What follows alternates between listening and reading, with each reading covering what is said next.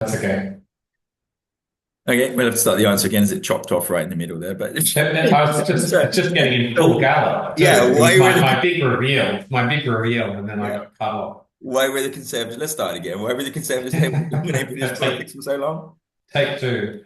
Well, so so my sense of this again, I mean, from just reading this stuff is essentially the Conservatives were lucky Yeah, because their period of dominance coincides almost exactly with that extended period of economic prosperity. mm, And once things start to slow down, once unemployment starts going up, starts increasing even further, and the the the economy slows down, then the Conservatives are out. yeah. Um, so yeah, so that doesn't mean that's not the only factor, but I do think I'd probably argue it's the most important. Yeah, I think so. I think it's a combination of two things. I think Rap Butler's taking on the post-war consensus was massively important because I think if they hadn't done that, I don't think they'd have held it. But that kind of runs, and they delivered on all their election promises of 1951. So I'd break it down to almost two periods. I'd say like 51 to 55, they actually did a really good job. Rap under Churchill with Rap Butler running the economy, Millen delivering the houses, everything. But after 55, what did they actually do? Not much. They were just riding the wave of the global boom, I think, through. And I think, yeah, without the economy, because you can see that once the economy starts failing in the 60s, they have no answers. Yeah. And no one has answers. They're just like, let's keep doing the same thing. Eventually it will work. And it's like, well, it didn't work. We'll try this. Yeah. It didn't work. We'll try, I mean, spoiler alert for next week, but pretty much nothing works. And then we But go, yeah. And this is actually something that happens. Um, we saw this phenomenon actually quite recently yeah, that incumbent governments after COVID tended to get voted out yeah. once there were economic issues, high inflation. Well, to be fair, The Economist was like And at the that, time when Biden introduced a stimulus packet, they were like, "That's going to cause massive inflation." So they knew it. So they made that decision with eyes wide. I assume someone in their administration read The Economist, so there were people predicting that was going to happen. You'd yeah, hope okay. someone Oh, was sorry. reading. They had at least one person who's economically competent, but seemingly Uh, that was self-inflicted inflation yeah. in Yeah. America.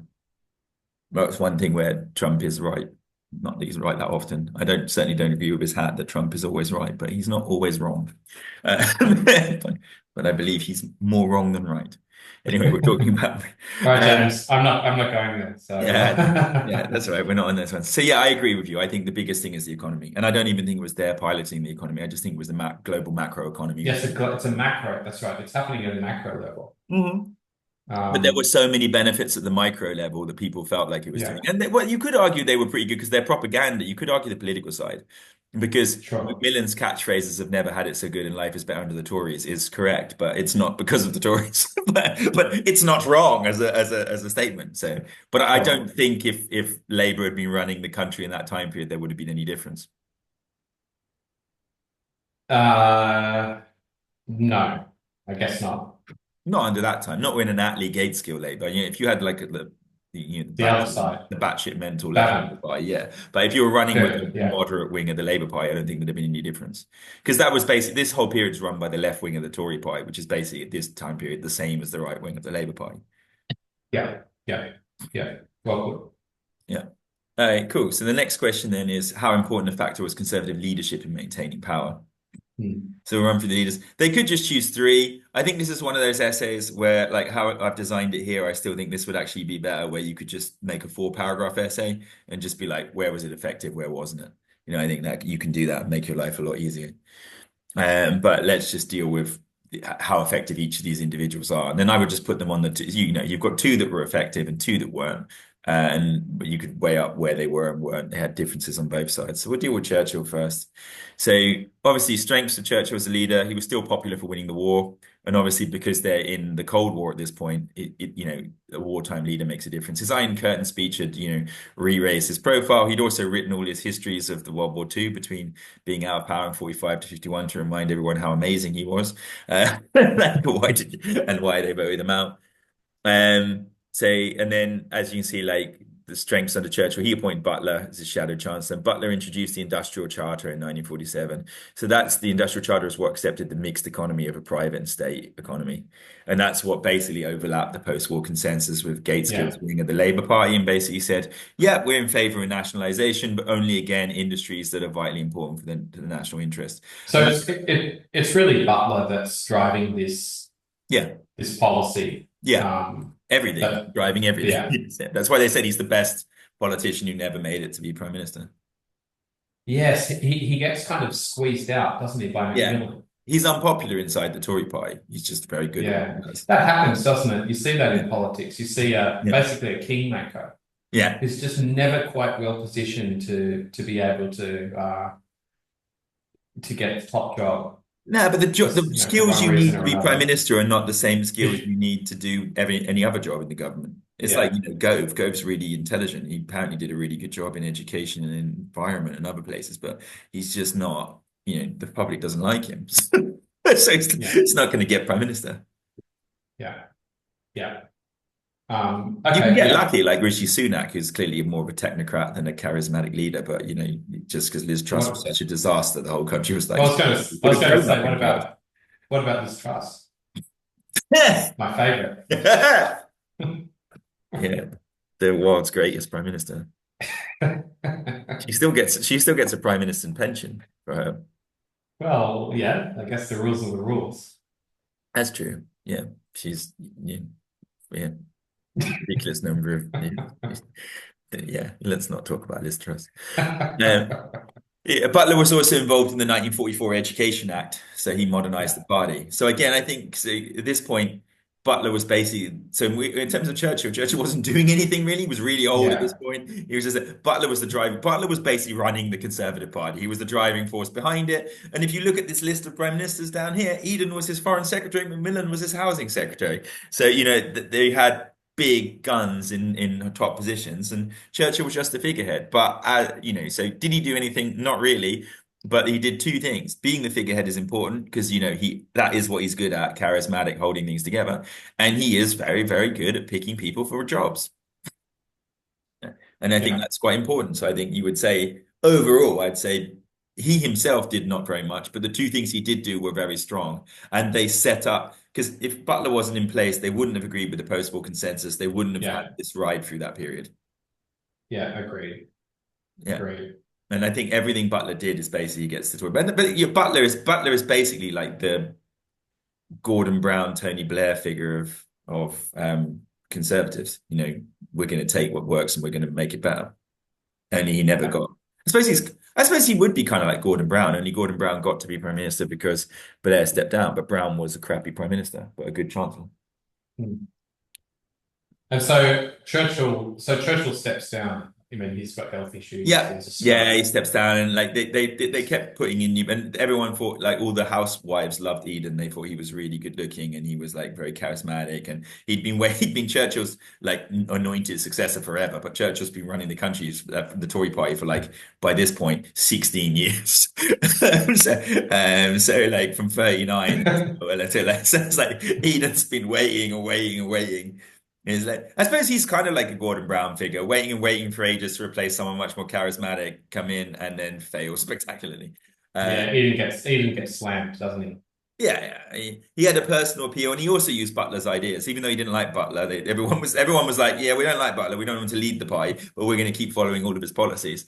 So but Eden doesn't last very long because he has the Suez Crisis Suez in Canal. 1946. Yeah, Yeah, so obviously we'll deal with that more in international relations, but let's just say, it was disastrous because the decision to invade was disastrous, upset the Americans.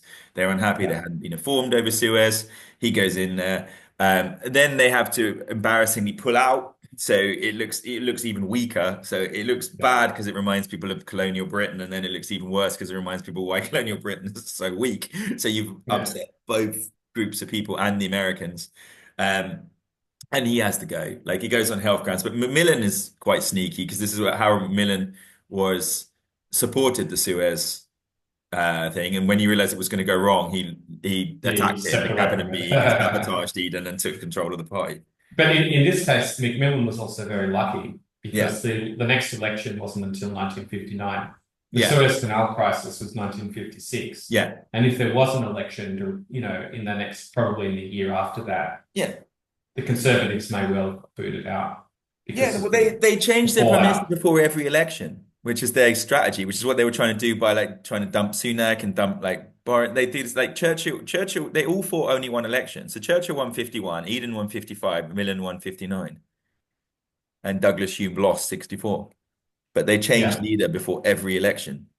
yeah, yeah, Because again, to yeah. go, hey, look, we're going to keep all the things you like, but those things you didn't like, that person's gone. So now, Yeah. now we've got someone else who's totally different. If you don't like what they do, don't worry, we'll give you someone new the next time. So, they just kept bouncing around, which is what they were doing. I mean, you can see conservative 101 playbook in play even from the 1950s. Yeah. So Eden, sure, pretty much we can agree Eden was. Oh, sorry, I should give you opinion. What did you think of Churchill then? Overall strength or weakness for the Conservatives as leader? I think if you can tie Churchill to Butler, like to Yeah. Butler's policy, then that's a strength. Yeah, I think he can. Um, He appointed him. I think Eden is definitely. Well, Eden's a tricky one because he does increase the Conservative majority in 1955. Yeah, So it's not, he does have a success, but I think the Suez Canal crisis and the scandal of that is having to step down yeah, probably makes him a failure. yeah. We did a prime But minister's competition knockout, and he didn't get through the first round. he didn't. Um, Poor Eden. we ended up with two letters because my students were a little bit more lefty, so like neither Churchill nor Thatcher made it to the final. Oh, that's not very nice. I think it was Blair Attlee in the end. That's not very nice. Yeah, well, they're both powerhouses as well. But I can't remember who knocked out Thatcher. It was someone who shouldn't probably have knocked out Thatcher in terms of impact. And then you got Millen. Macmillan. Millen had strong Super Mac. So he's like Mr. Propaganda. So he's the first one to like be generating all of these like personal appeal propaganda stuff. Has the Super Mac persona. Strong personal appeal to the electorate. He had the life is better in the Conservatives. Never had it so good. So he was really good at like coining phrases to basically take credit There's, for stuff he wasn't doing. there's so much you could do with that, ironically, that phrase, never had it so good. Yeah, Uh, I mean, it's obviously a successful slogan, but yeah. Do you I not don't like know. it? Would it work? Would it work these days? I don't know. I could just Would there's it so would many, it work these days? so much satirical material could generate out of that. Never had it so good. Well, I think if someone came out in Britain right now and said we've never had it so good, I think people would be like, "You're mental." We did. I remember the 1990s under Blair, definitely better than now. It Uh, just kind of it sounds sort of vaguely patronizing, doesn't it? yeah. Is this the worst time period in my lifetime in It's England? like what you say. It's like what you say. You're having a marital argument, Yeah. and your wife is, complaining, and then your response is, "Well, you've never had it so good." Yeah. Well, yeah, but That's what I think of when I see that phrase. really, well, I think that's why it works really well in the 50s where they hadn't had it that good. I mean, that was the peak Yeah, that's Britain, right. whereas it probably doesn't work in the 60s when it's all going to pot. It's the right time. Exactly. Yeah, It is. yeah, If true. if It it was is ever true. the time to Like, say that, yeah. it's the 1950s. And what was at that point in time, what was a better decade for Britain, like for ordinary people in Britain than the 50s? I mean, of course, like the really rich people would be like, yeah, it was the height of the empire in the 19th century when we ruled the waves. Rah. But like, as for ordinary people, that was a shit time. They had no education. They were sweeping chimneys, doing other stuff, like dying of cholera, probably. So it's like, or being drafted into the army or sent off to Australia. So like, but I think for ordinary people, the 50s was the best time. It's strange because it's the British Empire's gone, or is going in the process Yeah, of it's on the way of going. deteriorating. Well, it's pretty much gone. So Mill acknowledged it. That's why he comes up with the winds of change speech. For a conservative to acknowledge the empire has to end, that is the end of the empire. James, I don't know about that. I think that progressives in the 19th century were often imperialists. Didn't progressivism and imperialism go together? Yeah, And conservatism was really more the politics of the kind of country squire, really. No, yeah, but they were still not be. pro-empire. There was no one who was not pro-empire in the 19th century. Hmm. I think even the British convinced the people who were in the empire that they should be pro-empire in the 19th century. So it was like, it was people who it wasn't definitely not in their interest to be part of it were like, Why making their not? Queen Victoria cakes or whatever else they were doing in that time period. Yeah. All right. So Macmillan, Supermac Yeah. never had so good. Yeah, all those positives. So he's pretty good at the beginning because he's just riding high, and he's true. He's just riding the wave of the macro economy that's flowing in the 50s. He's on top of it. He wins elections, but he's got lots of issues. But then have you got this phrase? He comes a cropper.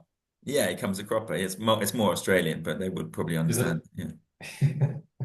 Yeah. Do you want to So, explain he comes a cropper? You want to explain why he well, he comes a has. cropper? There's the cabinet reshuffle in 1962. Yeah. And it's named So Night of the Long Knives, which is not good. It's never good to have a no, headline of something associated with Hitler. It's just never good. Although Musk is pushing that like right now. But and I don't and think if ever you're mentioned in the same sentence as Hitler, it's not a good sign. no, it's not a good sign. No, it's not. And then his nickname of Super Mac changes to Mac the Knife, I which didn't. I think was quite funny. Excellent, excellent. Isn't that like that's a song, isn't it? Was that Oh that's yeah, was that it's a coined by him, or were famous. they just kind of taking No, it no, on? it's a jazz song. Yeah, I thought Mac the so. Knife. I was just thinking. I just suddenly thought, was that jazz song written for Macmillan? Um, No, I think it existed a long time. So, yeah, I imagine the cabinet reshuffle was, I suppose, intended to give the impression that new blood was coming into the yeah. cabinet. But I think seems like that backfired. Um, I think anytime you're named something the same as something that Hitler did, it's not I good. think it's It's not fairly good. safe to say that backfired. Unless you're Okay. like modern day AFD and that's like a badge of pride. I don't think that's what you want to be associated with at all. No. No. And the next point's interesting too. So, do you have more to say about the cabinet reshuffle? Because there's another Yeah, go point on. that's I'll let you take on his weakness. so I'll add something to, yeah, go on. the next point I thought was really interesting is the argument about joining the EEC, Yeah. De right? Gaulle. Over my dead body. So, Yeah.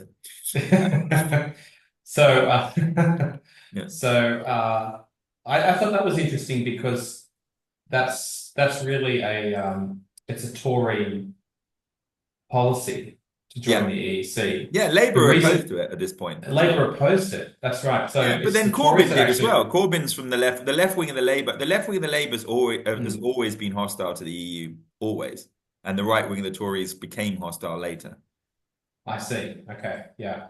And it seems that the reason for this, again, this is my superficial reading, but the idea is that the other, the countries in the EEC, France and Germany, Belgium, Holland, they're experiencing fairly higher rates of prosperity than even Yeah, Britain at the time, you'd and have thought you it. want to ride Larger free market economics is ride beneficial. the wave, ride the wave, right? Well, Um, you'd figure Britain having the British Empire and mercantilism and benefiting from that would kind of understand that, but yeah, yeah. yeah. But then it's the pesky French, James. Went The to go. French, the French, De Gaulle. He he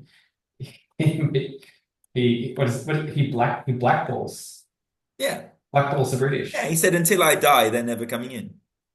which is not very nice given It's British not, but I mean, British okay, look at support his of ar- look at his. of ar- the French. I'll give you his argument. You tell me if he was right or wrong. He said the UK doesn't really have any real interest in Europe and the European project. They only want to be in because of economic reasons, and they have more loyalty to the transatlantic relationship with America than they do to us, and they'll leave as soon as they don't want to be, as soon as it doesn't benefit them. Was he wrong?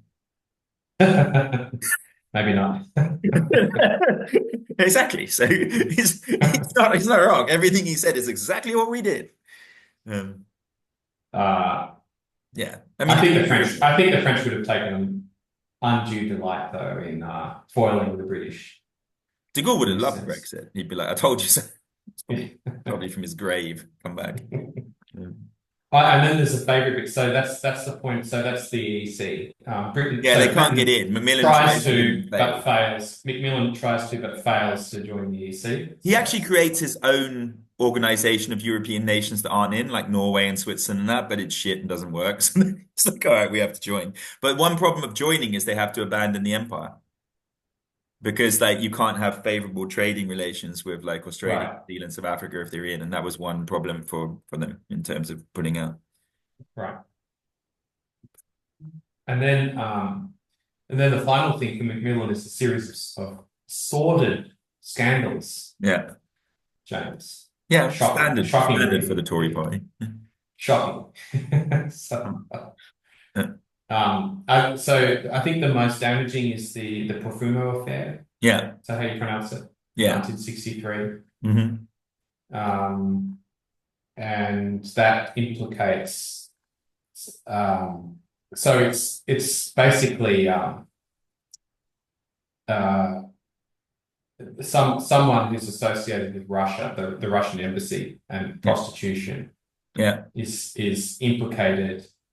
I think it is damages the reputation of one of the Conservative MPs. yeah. And But he lies to then Macmillan. it turns out, and it's one of those things that has compound effects. You know, that he Yeah, lies, and it's found out that he's lying, and yeah, and then there's other members of the party that are also associated with the scandal, whose names are also sullied in this. yeah, So it doesn't help. yeah. But that's not the only scandal. There's several others too, which is quite interesting. Mm. Yeah, and you have the one where there's Um, the woman who's sleeping with all of the 88 people, James. yeah, including It's two and the Tory Duke of MPs. Argyle's wife, Yeah, yeah. including government Two government ministers. ministers, yeah. But you know that Macmillan's wife was having an affair with one of the other Tory politicians at this time, and everyone knew it, and he was just basically cuckolded when he was Oh the my leader. goodness. Oh Yeah, my goodness. Yeah. yeah. So, Some of my so students were like, "Oh my God, how did he show his face at work?" Like, but all of this undermines his authority, obviously. yeah.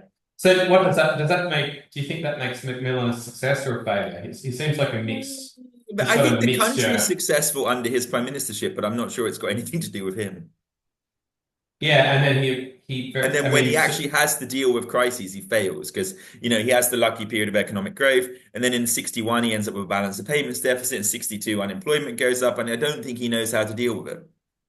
yeah, Did build his yeah. houses, though. You have to give him that. But he built that under Churchill, to be fair. So I guess you don't really have to say that he was a success or not. It's how How important important was was it in his leadership? his I think he leadership. maintained power by riding the wave. So I think he certainly didn't mess up a good situation, but he didn't deal with a crisis. I mean, he's better than Eden. Yeah, but actually, arguably, his biggest mistake is the appointment of a successor. Correct? Yeah, yeah, yeah. He chooses Because Douglas. that effectively ends conservative leadership. Yeah, I think they would have gone anyway by this point because they're not Okay. handing anything. Generally, once you've been in power 13 years and things aren't going well, people are going to look for a change. And like Wilson, the Labour Party under Wilson was not the same. I mean, Wilson had unified the Labour Party. So, and we'll obviously deal with Yeah, Wilson next week. But Harold Wilson was a far more effective operator than the others. But yeah, Douglas Hume was like he's an affable leader, but old and incredibly posh and out of touch. He was yeah, appointed over Butler due to Macmillan's influence. yeah. Butler would have finally got his time. I don't think Butler would have won that election, but maybe. I don't know. Chosen by the Etonian clique. And obviously, which is never a good look anyway. And then he lost Would to you Labour because Wilson was like a man of the people. would you vote for an Etonian, James? Would I I saw vote that. for an Etonian? Yeah, you probably maybe you have. I don't think I have. I can't imagine any of the people I voted for went to Eton, but you never know. I considered Cameron. So I liked quite a few of Cameron's ideas and Osborne's ideas. But unfortunately, the problem with the Tory party is they're anti-Europe and anti-immigration. I'm pro both, and they're two important factors for me. So that's a problem for me voting for them. Certainly wouldn't have voted for Boris Johnson ever. So I This think is we probably shouldn't talk too much. I mean, this is a public that is true. I'm not allowed to have broadcast. my opinions in general, but like I was saying, would I vote for Newtonian So if I didn't Rory Stewart went to Eton, didn't he? So yeah, I would vote for Rory Stewart. so under certain circumstances. Yeah, someone like Rory. I think Rory Stewart's good. I think he's good. I like his ideas. I think his like what he wants to do is in the right mindset. It's the kind of I've never voted Tory, but Rory Stewart's the kind of conservative I could consider voting for. It's not like I I don't generally vote for them either of the major parties, to be absolutely honest. So it's like in terms of like looking at it, but yeah. So Douglas Hume, So I have to get the great story about Douglas Hume. That did you know that two students tried knocked on his house and tried to kidnap him before the election? I Uh, think I vaguely heard this story. huh? And Yeah. didn't he invite them in for tea? Yeah, invited them in for beers, I think, and then they had some drinks together. And then he tried to convince him. He said, "If you kidnap me, the Tories will definitely win the election, so it's not in your interest to do so." He had some beers with them, and then they went home. I think that's a great story. It That is. that's He really does sound increased like my a fun that's person. increased my opinion of Douglas Hume Yeah, considerably, actually. yeah, yeah. But as a prime minister, I mean, he was dealt a crappy hand, to be absolutely honest. Yeah, So it's like totally. it's hard to really assess him because he was there at the end. That's why I would put like if you deal with three leaders, I'd take Churchill, Eden, Macmillan. I wouldn't even deal with Douglas Hume, or I'd maybe group Douglas Hume with Eden into their own paragraph of two, leaders who didn't last very long who had problems. But like, if you were switching it both sides, I would say. I would say it's almost not really the leadership because I would say the person who drove most of this was Butler, and Butler's not a But leader. well, yeah, I guess it depends what you mean by leadership, doesn't it? Yeah, but if you're talking about prime minister, I assume leadership is If you're prime talking about ministers. Yeah, if you're talking about prime ministers, then yeah, it's a complicated question, isn't it? yeah, yeah, yeah. Because I think Brad Butler is doing most of the work, the heavy lifting for the Conservatives in this time period. He's got a winning policy, clearly. Yeah, They've got a winning policy. They've got economic prosperity, yeah. But and again, I that gives think them room for error. Even with mistakes like the Suez Canal, they still survive. Right? well, So I think if you're looking at it, as we said before, it's the economy that gets him through, not the leadership, really. hmm. In this period, you could have had anyone running it, and they would work. Because look, So that could, Eden was a total yeah, disaster, and they still carried on, not a complete disaster, but pretty much. I mean, So, Suez Canal. yeah, So you'd argue how important a factor was conservative leadership in maintaining power? You could say to some extent it was important, but yeah, it was really a combination of Butler's yeah. uh, Policies and well driving of the Conservative policies Party. and also economic prosperity, general economic prosperity. Yeah, yeah, yeah, yeah. Um, Cool. okay, all right. Move on to the next one then. How weak was the Labour Party in the period 951 to This 16? is interesting. This is an interesting question. Yeah. I was a bit shocked actually by some of the things I read in this. Oh, really? All right. Yeah. How so? Yeah. Well, I was shocked by the Labour left, particularly Bevan. The Labour left have always been Um, nuts. Same as the Conservative right. They've always been nuts. Like I really, the right wing of the Tories and the left wing of Labour have always been nutty. That's why they don't get in power. well, I'm trying to avoid any personal opinions on this stuff, Yeah.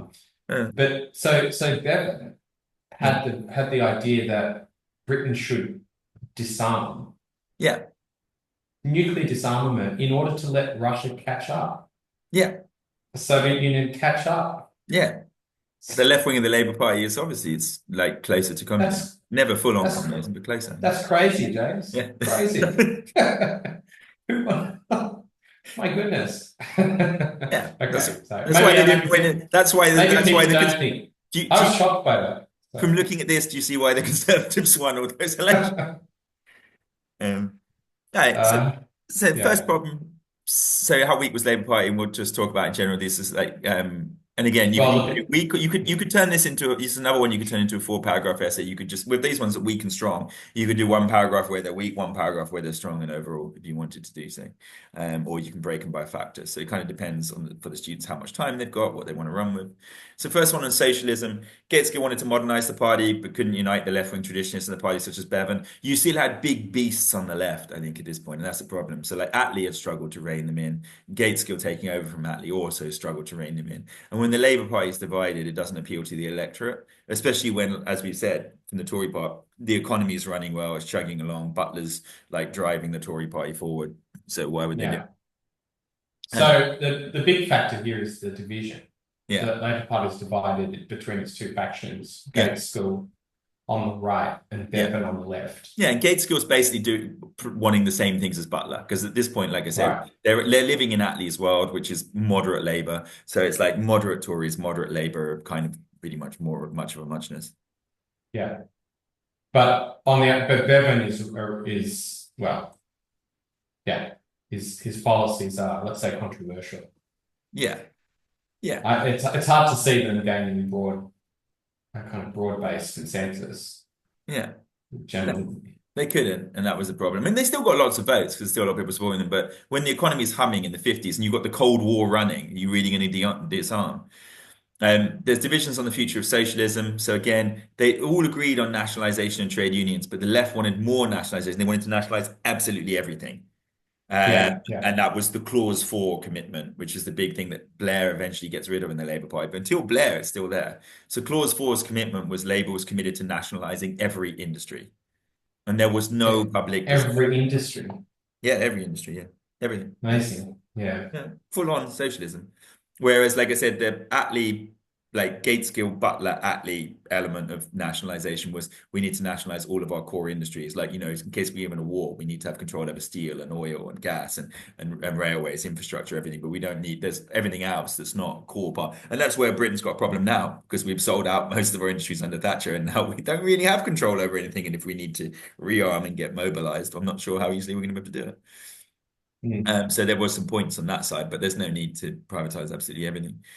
Divisions on the future of socialism, like I said, so the left wanted more nationalization, more trade unions decisions. So again, there was not a disagreement that the post-war consensus should exist. The disagreement was how far should they go down that line? And that's where the difference was with the Conservative Party. They were all on the moderate angle of that because they probably wouldn't have done it anyway, but they know they need to, so they stay on the moderate angle. There weren't yeah, really any pro-privatization, but the left was still divided about going to a more extreme version of that or not. That's the yeah. problem. I think that's when you're living in that. I think that's where you see it now with the right wing, because we're now living in the right wing's world. Like under Thatcher, the right wing wants to take it more extreme. You know what I mean? Whereas Labour's kind of Well, you can always go more extreme, right? Can't yeah, you? yeah, And there's always going to be a point where you want to stop. yeah, yeah, yeah, But there's always going to be a faction that's going to outflank you, yeah, whether it's on the left or on the right. yeah. So how weak So do you think that makes Labour on the theory on the point of socialism? I think it's very important Yeah, in weakening them because it means they can't compete very well against the Tories, can they? no, Given that the Tories are doing so well in their own basic position. and they're united under Butler's plans as well, pretty much. Exactly. It's fascinating, Jake. I mean, I have to confess, before I started studying this unit, I really didn't know anything about post-war Britain. I mean, I knew that Churchill got Yeah, back in Prime Minister, but I'd assumed naively that the welfare, the growth of the British welfare state after the Second World War must have been a Labour Party. Well, it was a Labour Party but it was. enterprise, It's but I'm Attlee surprised brought it that in. Yeah. Attlee brought it in. But I had no idea that it was basically sustained under a Tory government for 13 years. Longer It's even. quite surprising. It's quite surprising Yeah, from a completely outsider's perspective. yeah. I suppose it is only those 13 years because Heath, when he comes in, tries to break it and doesn't. And then in the rest of that period from 64 to 79 is under Labour because it's Wilson and then Wilson again and then Callaghan. But let's just to underscore it. Yeah. What are some of the crazier things that Bevan is saying on the left? Do you The want Labour. So let's talk about the Labour left, like the split. So Gateskill is essentially, he's the right faction of the Labour Party, yeah, Gateskill and is his position is a moderate one, yeah, right? Gateskill is following on the Attlee Butler the Attlee tradition. So not complete state control No, of the no, economy, for no. The example, post-war but moderate. consensus set up under Attlee, right-wing Labour, so standard and moderate Labour. Sure. But what's Bevan going on about? As closer to communism. So it's like, but if you're looking at, so like, if you look at the nuclear policy, I think you can see that in the second one. So the left wanted total Yeah, nuclear disarmament to use the money for social reform. Because again, they're like yeah, foreign policy is a right, waste of time. I mean, right, that would be right. like, again, using the American nuclear umbrella. We don't need it. They didn't see the Soviet Union as a threat because they were, the left wing of the Labour Party identified more with the Soviet Union and communism than they did with capitalism in the United States. Yeah, that seems to me quite clear and it's shocking. I don't know how you could come to that position given Um, the history of the Soviet the Soviet Union Union was and doing its really well at this, but you have to remember they'd launched the mm, 50s, so they've launched Sputnik. They launched the first yeah, ICBM. America was shitting themselves in the 50s. They thought the Soviet Union was doing better than they were. yeah.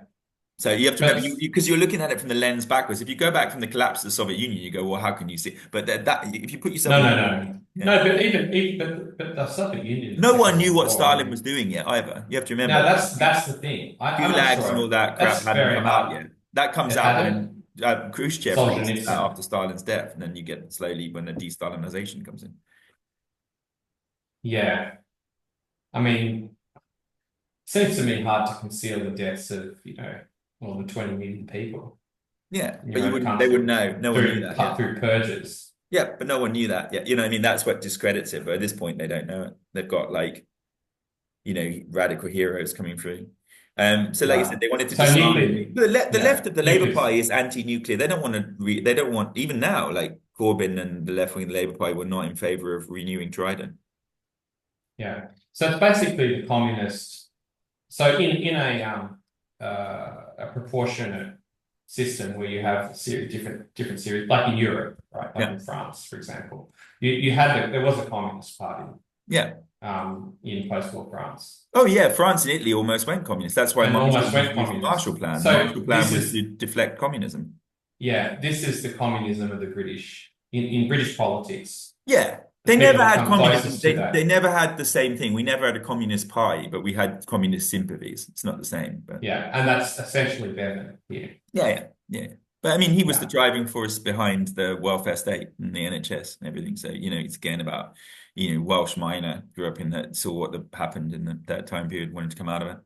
Mm. So they wanted to disarm to allow the Soviet Union to catch up with the Americans, right, where the right of the Labour Party wanted to maintain a nuclear deterrent. So that's where you get the more moderate, Gateskill Attlee Yeah. wing. It was under Attlee that the nuclear program was put together. So again, um, Bevan opposed Germany joining NATO as it would alienate the Soviet Union because they had East Germany. So again, it was like didn't want to. Again, it's like again, it's like the appeasement wing with Putin today. Same policies. Although I don't think it's as strong. And the left, the problem is the unions decided the party platform at this point for Labour, which was the big So problem.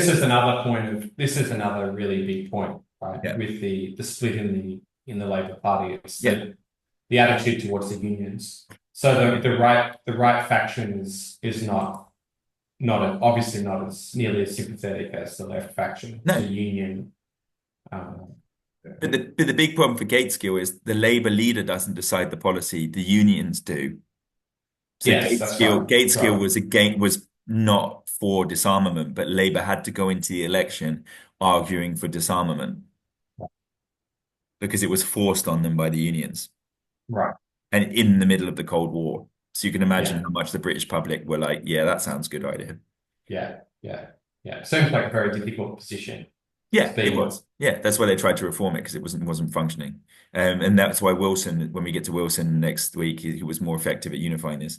And then the 59 election was the problem because Gateskill was opposed to joining the EEC. Again, Labour's always been opposed to Europe in this time period because they thought that Europe wouldn't allow, it was too free market for them, ironically. They thought it would not allow them to do more socialism.